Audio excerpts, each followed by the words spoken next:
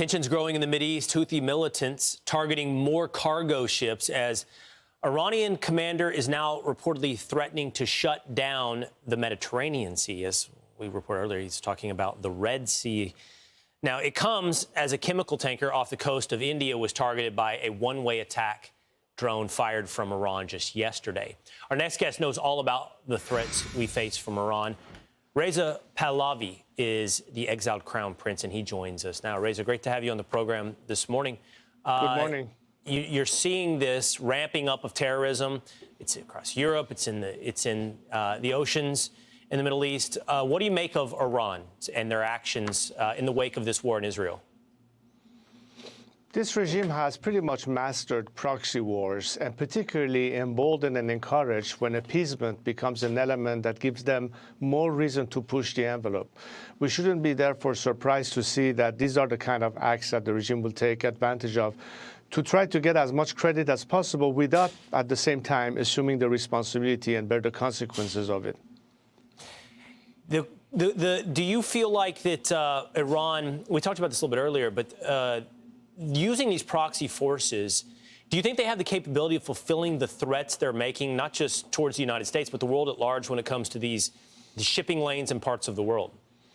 Well, as we can plainly see, they have to some extent been able to disrupt. I don't know how much firepower you mean by implying in your question, and it also depends on how much more backing they'll get from their key allies that support them. But having said that, we should not just look at the surface and appearance of what this regime does. We have to understand that a lot of it is out of weakness and despair at home. Why? Because they have lost the Iranian nation completely. At the same time that they are conducting a war of aggression abroad, they are also using tremendous repression at home. And one has to understand that it is the nature of this regime that demands it to behave the way it does. In order to maintain itself in power, it has to continue maintaining repression at home, but at the same time conduct a kind of aggression to, first of all, deflect attention from itself. And this is why they use proxy wars to achieve that exactly, whether it is Hamas or Hezbollah or any other proxies that they support, including the Houthis. You know, Prince, there's been conversation recently that, say there were an election in the West Bank, that Palestinians living in the West Bank would actually vote for Hamas, pointing out that a lot of what you're seeing take place is popular, at least among the population there in the West Bank and Gaza. You brought up what's happening in Iran and the attitude of the public in Iran. You're telling me this is vastly different, that the Iranian regime is unpopular with its own people there, and that they have to conduct repression domestically to keep control of the population. It begs the question, at some point, what will the population do if this regime remains so unpopular? Well, you know, it's a matter of time. We have seen the end of totalitarian regimes or dictatorial regime or fascist regime or racist regime.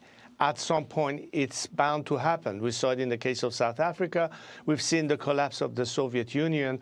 I don't see there is any difference in terms of the fate of this regime. The question always has been, at what cost? How much opportunity cost to a nation in order to ultimately liberate itself? But here's the more important issue.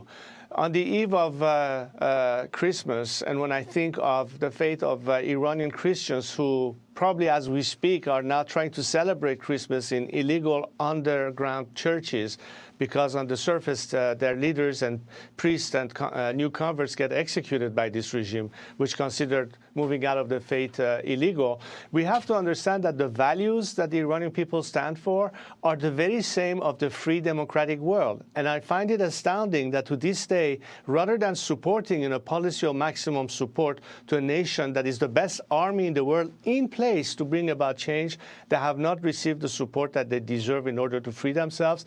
Instead, we are wasting time trying to negotiate with a regime that takes hostages, accepts bribes, and takes advantage of weaknesses when it comes to putting maximum pressure on them, as opposed to, for instance, unlisting the Houthis as a terrorist organization and only emboldening those who are trying to take advantage of it against the Western interests. All right, exiled Crown Prince Reza Pahlavi, we appreciate you being with us this morning and speaking on this issue. Thank you. And Merry Christmas to you all and happy holidays, and a shout out to my fellow Iranians, particularly Christians in Iran and outside the world. Merry Christmas.